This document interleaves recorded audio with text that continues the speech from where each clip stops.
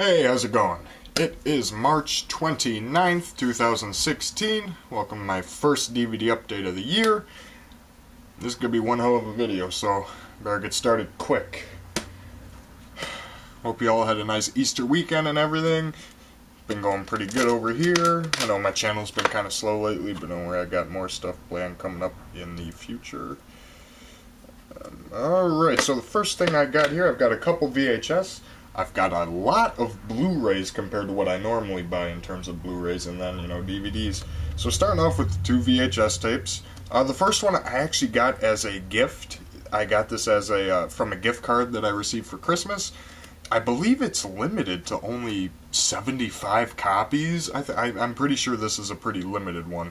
It's the VHS of the viral internet short Kung Fury, which is basically a love letter to any 80s action movie, what have you. If you're on YouTube and you know action movies, you know Kung Fury. The movie, for some reason, it still does not have a release on DVD or Blu-ray. I'm kind of surprised. It seems like they would have got that out like a year ago from now. But this VHS is pretty cool because they actually did it in mono, so the speakers in mono, they completely fuzzed up the picture, so it legitimately looks like you're watching it on, like, an 80s video. You got the tape like that.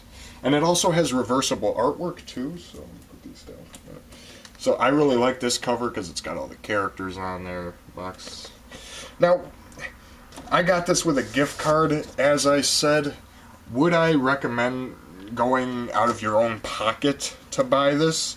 Probably not. It is a lot of fun. It is a very entertaining one, but I don't know if I would spend all that money on it, because it's fun to watch, but it's a half hour long, and you can watch it on YouTube for free, so I wouldn't recommend going out of your way to pay money for it, but, since it was a gift card and this is limited, I thought I'd go for it. It's a very cool VHS with the mono sound and everything like that. They put some extras on here too. They put the True Survivor music video. They put Hackerman's hacking tutorial on there. So this is a cool collectible VHS. I don't know if it's sold out yet or not, but if you could, if this was cheap, I'd say maybe get it. But until then, you could just watch it on YouTube. But Kung Fury is a very well-made short film. And I love this too. They even put, when you look in the box, they even got the little "Be Kind, Please Rewind," and "Action" stickers on there. I'll have to put that on the tape here. But yeah, that's Kung Fury, pretty much one of the most over-the-top action movies you can ask for.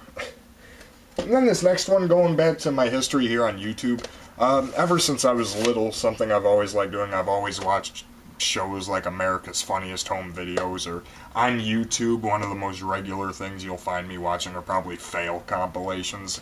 I don't know why, I love that kind of stuff. I think fail compilations are funny, and I don't know, I just get a kick out of that. So I got this VHS tape for $1. It is Warren Miller's Summer Bloopers, which is basically, it's just a bunch of sports bloopers pretty much, while this guy, Warren Miller, narrates and kind of goes over the whole thing. I can't really critique this. This is something that's mainly just meant to be watched for entertainment. I don't know if this was meant to be in, like, a gym class or something like that, because at the end of this, there's a quiz, like A, B, C, or D, with a question, and you're supposed to answer along with it, so I don't know if this was meant for a school or what. It's a very, very 90s video, though, I'll tell you that right now. But yeah, if you like fail compilations and stuff, I've always loved stuff like that, so I thought, why not pick this up for $1? And okay, getting into the Blu-rays. I actually have a lot of Blu-rays. This is probably the most Blu-rays I've ever shown in a DVD update. There's 6 Blu-rays with 7 movies here. So, getting started. This first one, when I found out this was coming out through Scorpion/Kino Lorber, I got really excited for this. This is one of my all-time favorite 80s horror movies. I absolutely love this movie. I cannot praise it enough. And that is the Blu-ray of Spellbinder, starring Tim Daly and Kelly Preston and Rick Rossovich. This is a great movie. I know I talked about this once before when I got the MGM Burn On Demand DVD of it. This, you've got a commentary with the director, interview with actor Anthony Crivello, who plays the main villain in the movie, and the trailer. The one thing that really sucks about Spellbinder is the fact that the original director's cut will never because apparently the original draft of this movie, it was shorter, it was faster paced, it had more scenes, like action-y scenes in it, and like, if you listen to the commentary with Janet Greek in here, she talks about that. She talks about how the movie was pretty much ruined by the editors, and the studio ruined it, and they changed it, and they took out all the scenes. That's why when you watch the trailer, there's scenes that aren't in the movie. So the original director's cut of this movie is pretty much lost, which is a damn shame. I hate whenever movies do that, especially a movie like this that I absolutely love, like Spellbinder. Like, even, how often do you watch a movie that had the opening credit? Because where this movie starts, you put this movie in, and 2 seconds into the movie, in the original director's cut, that's like 20 minutes in. So they really screwed around with this movie, which is a damn shame. But, you know, I'm grateful Spellbinder got the Blu-ray release. It's got one of the most memorable horror endings of the 1980s. Like, seriously, the first time I saw this movie, the ending legitimately, like, scared the shit out of me. It was great, and the movie has an awesome twist ending. I can't recommend Spellbinder enough. It's a very, very, very well-made 80s movie, despite all the stuff that happened with it at the studio. MGM. There's a lot of movies like that, too, like Deadly Friend, I know, is another one that comes to mind, because I was not that big of a fan at all of how that movie turned out, and reading about how it originally was, it's like, of course. Alright, next one is Highway to Hell, a movie that was never on official DVD or VHS or Blu-ray here in the US. I just had a bootleg DVD, which is a VHS rip. This one also, it's got reversible artwork. I like this one better, but if you look at the other way, it's basically just a picture of Hell Cop. Like that. Highway to Hell, I'm not gonna say it's great. I'm not gonna say it's good. But it's fun for a few watches, because I wouldn't consider this is nowhere near a horror movie. It's goofy, it's silly, but not enough to the point where I would consider it a comedy. It's basically just like a really weird fantasy movie. I think that would be the best way to describe Highway to Hell, starring Chad Lowe and Christy Swanson, speaking of Deadly Friend. Basically, it's a movie, it's about the guy, his girlfriend gets kidnapped and taken to hell, and he goes to hell to save her. So, I mean, that's a pretty awesome plot. It's pretty fun. Because even though the movie's not the greatest, it doesn't have too much rewatchability to it. I will give it one thing, though. This movie is highly, highly, highly creative. I never thought they could do handcuffs as creatively as this movie does it. And you can't also hate it because Gilbert Gottfried's in this movie and he plays Hitler. But the main reason I picked this up, I wanted to hear the features such as the director commentary by R.O.T.O.R. I watched the commentary. I forgot how you pronounce the guy's name. R.O.T.O.R. I don't forget how you... And then there's a pretty funny interview with Steve Johnson, the makeup effects. And he's pretty much talking about how everyone on the set was coked up on meth because to stay awake because it was such a grueling process, which it's worth it though. I mean, the makeup in this movie is fantastic. A lot of cool special effects, a lot of cool fantasy elements. That's what I mean. The movie's got a lot of good going for it. It's just not really too much rewatchability to it. And this other one, third in a row, also put out by Kino Lorber Studio Classics. Although Spellbinder is through Scorpion, but this is one of my favorite comedies from the 80s. I absolutely love this movie. It is hands down one of the funniest movies I own. I never get tired of it. It's I'm Gonna Get You Sucka. I love everything about this movie. The first time I saw this, I was crying laughing. I showed this to my cousin Jason. We're both just crying laughing. I showed it to some of my friends. Everyone's laughing their ass off. This is a great comedy spoof of the blaxploitation movies of the 70s, which I don't really have too many of those. I accidentally bought a this is a funny story. This was a DVD update from like 2014, I think. I bought a movie called Black Shampoo. I thought it was like a cheesy 70s action movie. Turned out it was a porno. But this is not about Black Shampoo. This is about I'm Gonna Get You Sucka. easily one of the funniest movies I've seen. It's hysterical. I love this goofy style humor, and all the characters too. Like, you got, who hates Fly Guy with his fish tank shoes and his cane? You can't hate that. And Isaac Hayes and Slaughter and Hammer, Antonio Fargas, Kung Fu Joe. Like, the features, sadly, not too much in the way on here. You just have a making of from 1988 when they were filming this, so really nothing new to the present day. But just the fact that this movie got on Blu-ray, and finally, I couldn't resist buying it. It's one of my favorite comedies. I could be quoting that all day, too. Like, one of my favorite parts in that movie, too, is probably the most random thing I can refer to, but when they're in there and Isaac Hayes and Jim Brown, or I think that's his name, Jim Brown, are driving somewhere and Isaac Hayes is singing along to the radio, and just the way he's singing, it's like, I can't even do it. It's like, higgy diggy wiggy higgy diggy, like the way he's singing is just perfect. I love that movie. Now I'm gonna get a lot of grief for this. I already know I am. This is from Scream Factory. This is a double feature. The first movie is called Millennium. I have not watched that one yet. I don't know what that's like. I only saw a clip of that on YouTube where there was like a plane crash, which was pretty well done from what I saw. But the main reason I got this set is from my movie, Rotor, R.O.T.O.R, Robotic Officer Tactical Operations Research. I think I have that memorized by now, which is incredibly depressing. Rotor is terrible. There is not a single positive about it. The dubbing is terrible, the acting is terrible, the cinematography is terrible. Just nothing about Rotor is done right, and I love it. It is a perfect... I'm talking about I'm Gonna Get You Sucka is one of the funniest movies I've ever seen.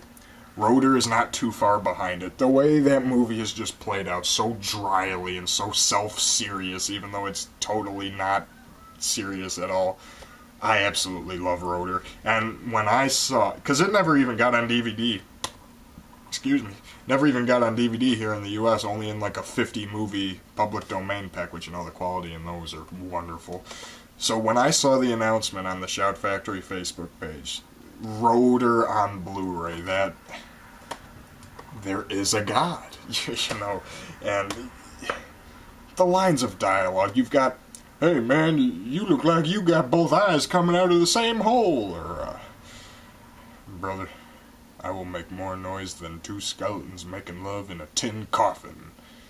Like, there's a guy named Shoe Boogie who said once you go red, you never get out of bed, and it's... Rotor is so stupid. There is nothing good about it. It is terrible on every single level, and for that, it is one of the best hilarious bad movies you could watch. If you like that, get some friends together and watch Rotor. It's great. It's watching it alone probably won't be as effective, but if you watch this with a group of friends, you're going to be tearing it apart. It's awesome. Rotor is such a train wreck. I love it. Now this is one I saw in the theater, and I was glad I did, because I actually really enjoyed this one. From what I understand, they're going to do a sequel, which I highly anticipate. I support it fully. I just wish, well, let me tell you what it is first. It's Goosebumps, the Blu-ray and DVD. I really liked it. I loved the books growing, like in the 4th, 5th grade. I read almost all 62 of the original books. And yeah, it's great. I can keep my ticket stub in there and everything.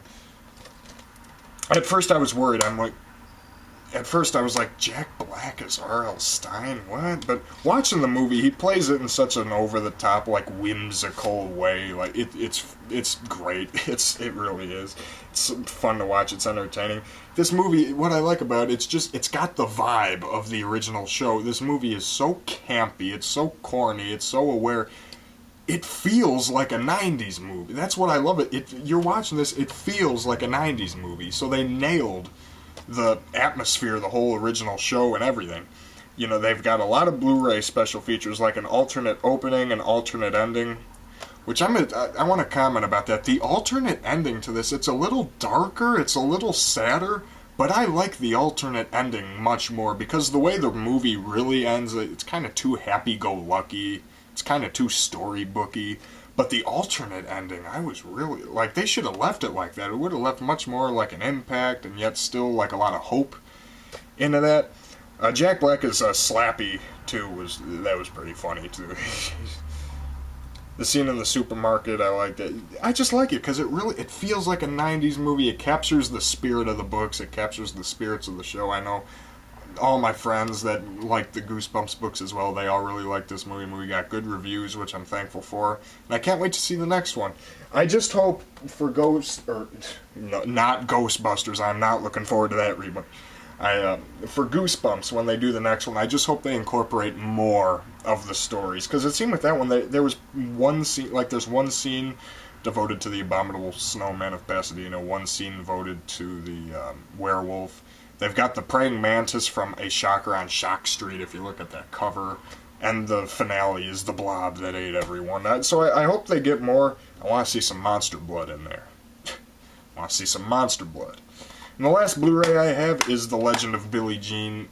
Easily one of the best 80s movies. This is an 80s cult classic. I had to get the Blu-ray.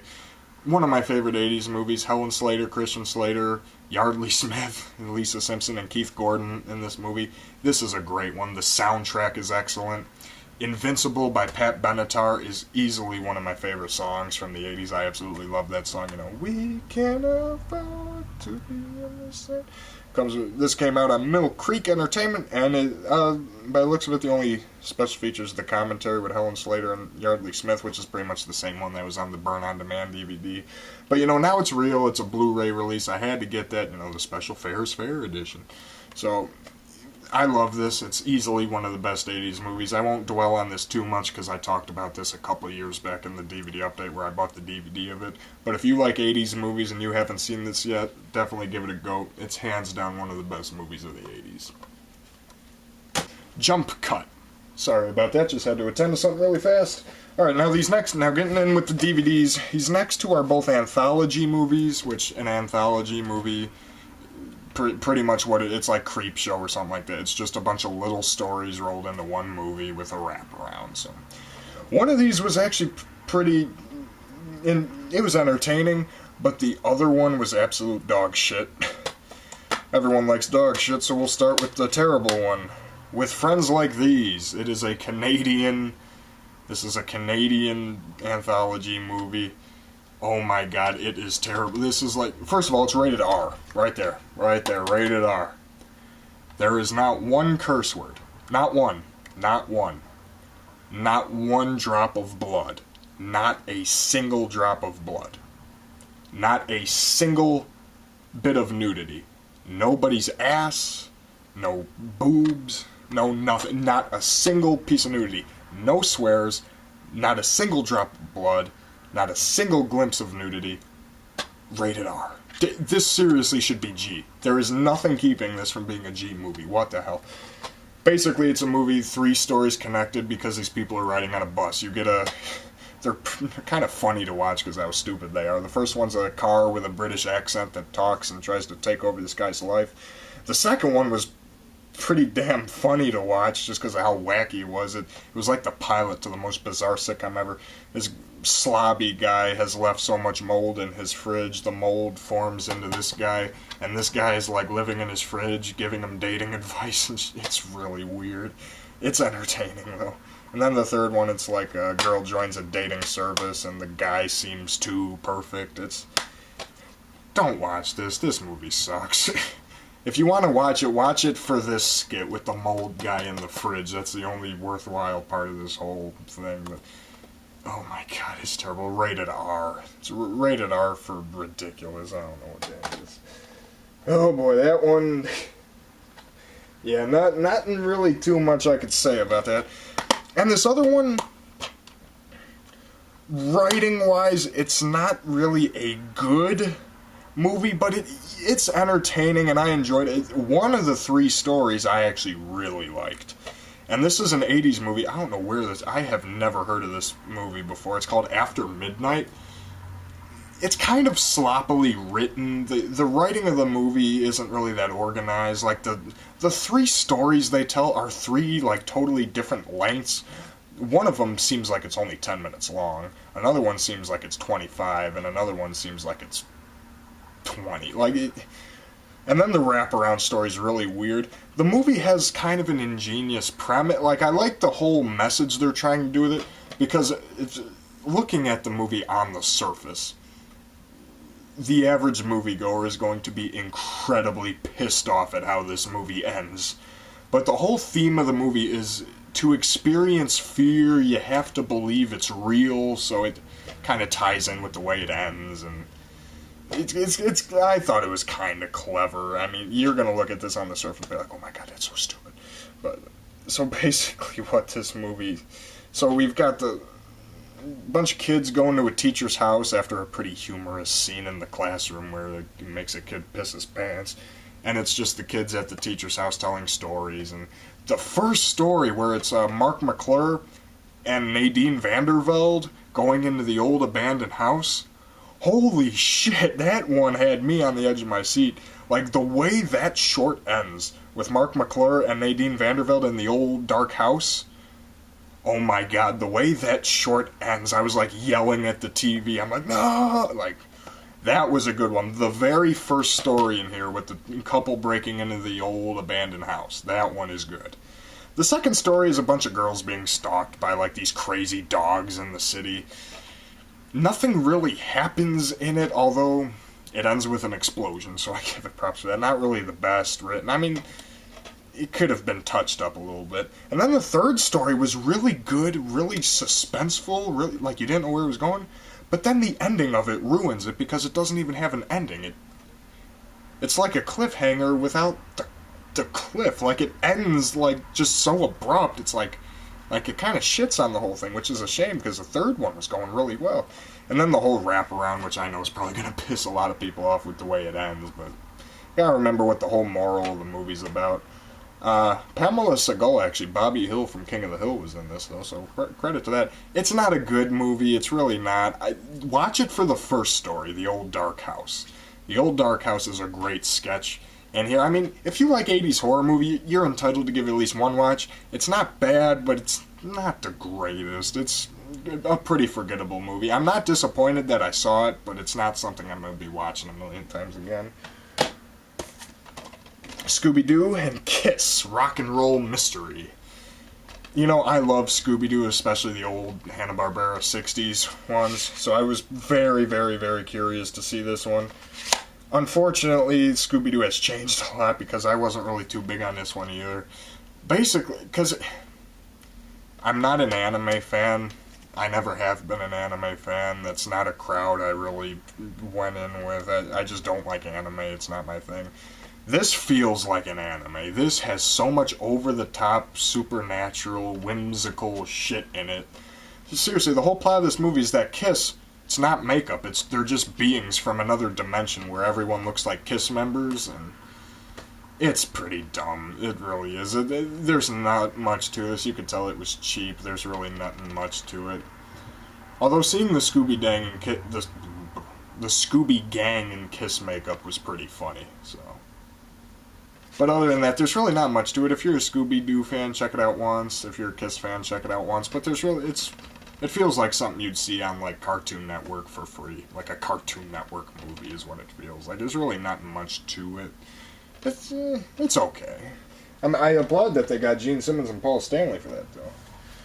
I'm gonna try to go fast here. Got Detention with Dolph Lundgren. This was a great movie. I had a lot of fun with this. Is it a good movie? No. But is it entertaining as hell? Yes, I had a ball with this movie. It's so over the top, it's so self-aware, so goofy, but that's what makes it awesome. There's always action, there's always something happening, it's very fast-paced. This is the kind of action movie I like. It's Die Hard meets The Breakfast Club. Kids in detention, school gets taken over by terrorists. Dolph Lundgren's gotta save them. And the kids are fighting back too. Great movie. It's not good. Like, the writing, it's not good. You can tell it's a lower budget movie, but the action is so over the top. The plot is so over the top. The villains are ridiculously stupid. And it's just so much fun to watch. I had a lot of fun with Detention. If you like Dolph Lundgren, if you like action movies, this is a must-see, though. It's so over the top. It's entertaining and fun. And that's all I look for in movies. I just want it to be entertaining. And that movie delivers. This movie didn't really deliver, though. Hot Tub Time Machine. I love the 80s and everything, so I was really excited to give this a go, but it was really, really crude. I'm not really into crude humor, and yeah, this movie was pretty underwhelming to me. Didn't really hit the spot, sadly. And people say the sequel's a million times worse, so I don't even want to know what that's like. I do like the running joke with Crispin Glover's character, though, the way they're just waiting for him to somehow get his arm cut off. Now we're going to end out with some TV shows from the 80s. The first one is a continuation, I want to say, of my all-time favorite TV show, Sanford and Son. You're probably laughing your ass off at me right now for saying it. You're entitled to. Go right ahead. This is the 1980 spin-off of it, Sanford, with Red Fox. It's this and Sanford and Son are literally the exact same show, only this one doesn't have Damon Wilson. It's Red Fox is playing Fred Sanford better than ever. It's great. He's always fantastic. Red Fox is one of my favorite comedians.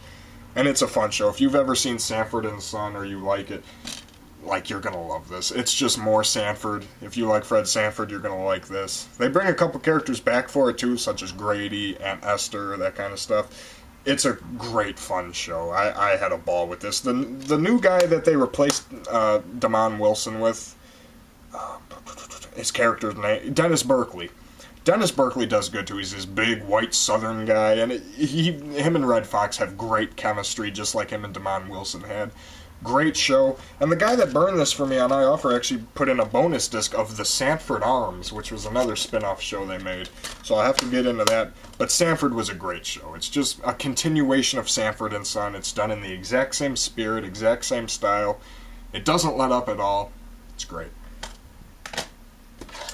This one, unfortunately, I really wanted to like this one, but ultimately, in the long run, it ended up being really repetitive and dull. It's really not that good of a show. And it's called The Misfits of Science. I really wanted to like this. It just looked like such a fun 80s show, but it's very underwhelming. The pilot is a movie. The pilot is a 90-minute movie subtitled Deep Freeze. The pilot was great. The pilot was entertaining as hell. I really loved the pilot.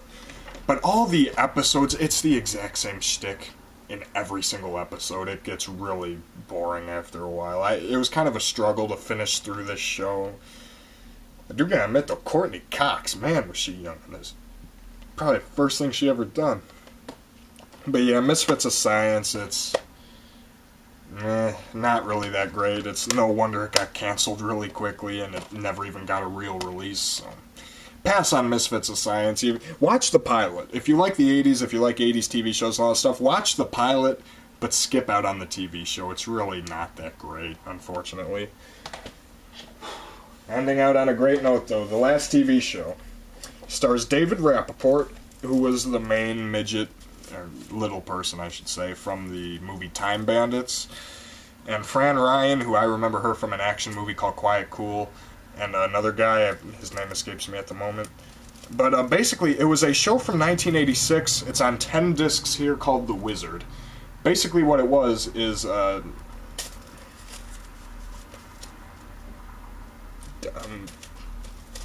just lost my train of thought. What?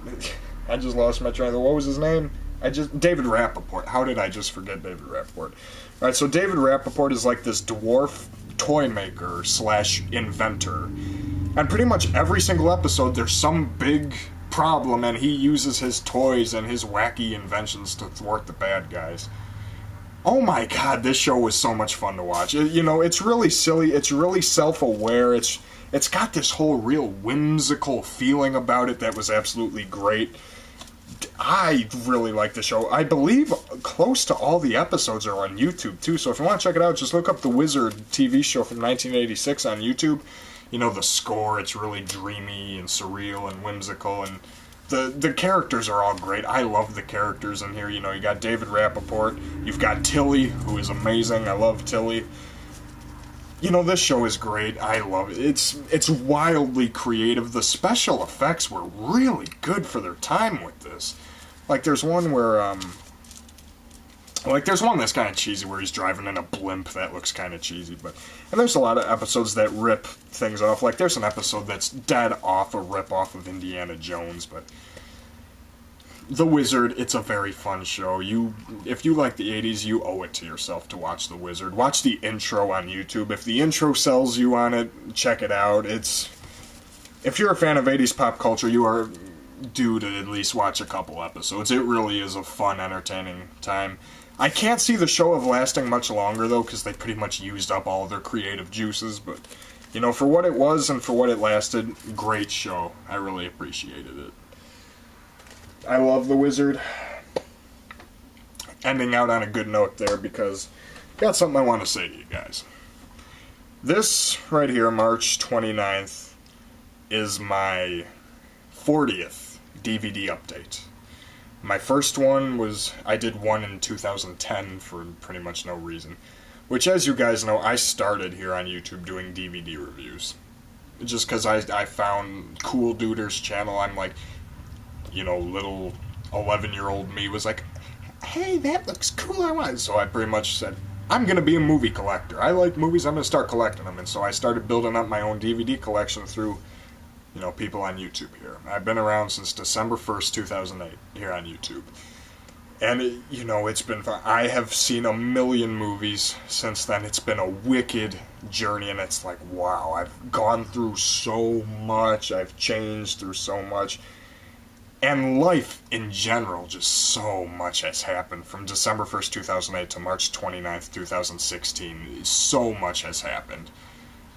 And it really is extraordinary, and I've met some amazing friends here on YouTube, some people I still talk to this day, whether it be on YouTube or Facebook, and still comment on my videos, especially these DVD updates.